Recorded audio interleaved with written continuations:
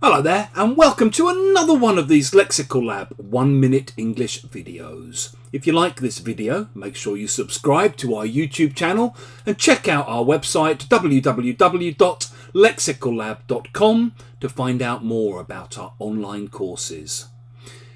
In class this morning, one of my students was talking about how much she admired Oprah Winfrey. Partly because of all the obstacles that she's overcome in her life.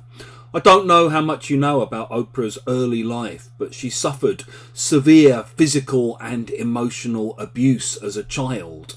And she's managed to overcome all of that trauma, to get over it all, and to go on to become one of the most influential people in the United States.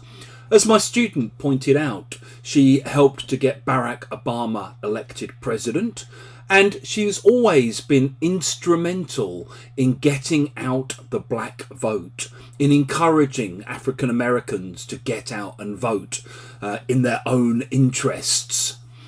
If you say that someone is instrumental in a particular process or plan or system, you mean that they're one of the most important influences that makes that thing happen. It's often used to talk about influential or important people, like celebrities or politicians, who might be instrumental in bringing an end to a conflict or bringing peace to a particular area.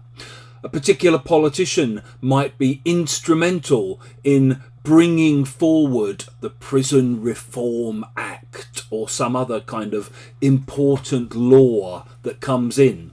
And maybe important local business people might be instrumental in bringing new business to an area. You notice that people are often instrumental in bringing things. You also use it not only to talk about people. For example, there's a football team, a so-called football team near here called Tottenham, and they recently became sort of quite infamous because they became the first team to be winning 2-0 at half time and then to lose 3-2 10 times since the beginning of the Premier League. And they were 2-0 up against Brighton and went on to lose 3-2 because they were instrumental in their own downfall.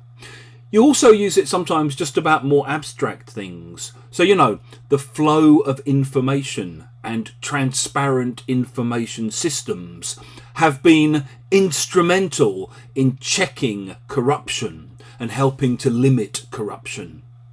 If you've enjoyed this video, please do click the like button. Please do share it on social media with your friends, your students, your colleagues, and in the comment section below. We'd love to see examples of how you might use instrumental in.